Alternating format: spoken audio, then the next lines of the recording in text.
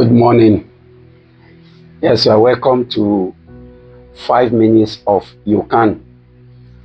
And like I always told you, with God on your side, you can always make it because it is the will of God for you. I am Dennis Balogun, the pastor in charge of Gospel Now Ministry, the Sanctuary of Mercy in Lagos.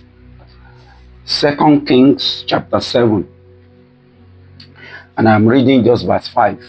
And they rose up in the twilight to go unto the camp of the Syrians. And when they were come to the uttermost part of the camp of Syria, behold, there was no man there. Can you imagine that? Just 4 lepers. And before that time, they had been sent away from the city because of their leprosy.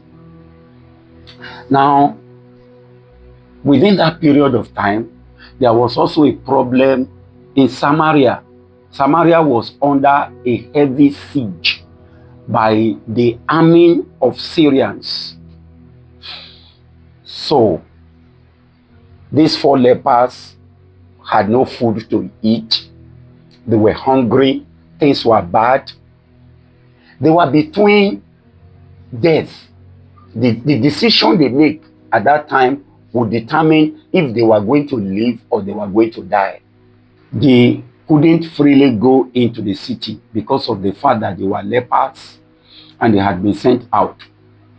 They could not go outside of the city as such because of the army of Syrians that were there fighting Samaria. So the 4 of them came together and said, what are we going to do? Do we go into the city? We can't go because we've been sent out.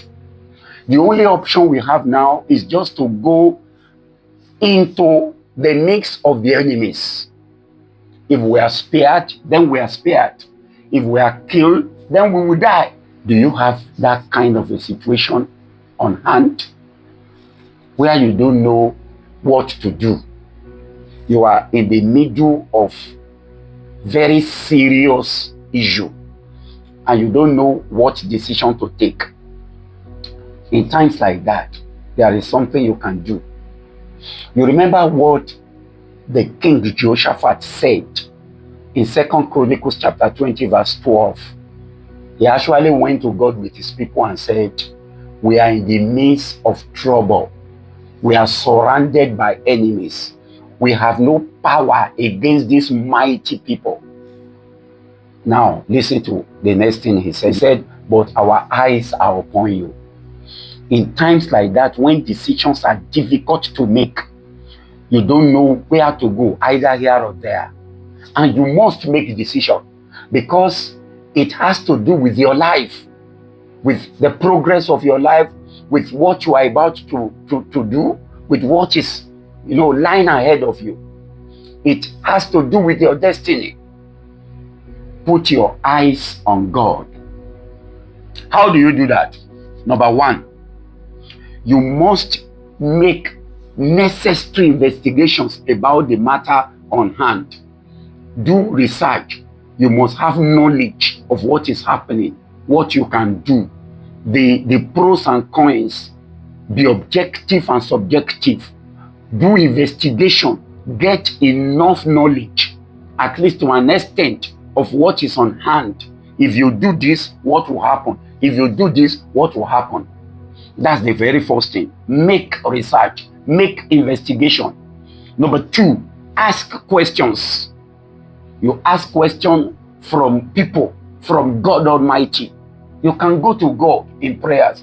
You can go to people that you know has gone through issues like that. Those who know better than you do, you go to them, you ask questions. And as a child of God, God will surely speak to you.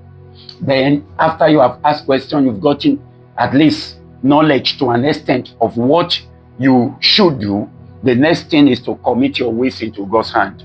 When you commit your ways into God's hand, you pray about it with the assurance that God Almighty will be with you and will guide you through and will see you through. You take action. That was what these people did. The 4 lepers did. in that verse number 7, verse number 5, they took step. The Bible said they rose up in the twilight and they went there. And what they discovered was amazing. They discovered that the enemies had fled. They didn't wait. They could not wait. God had sent them away. If they had waited, they would have died.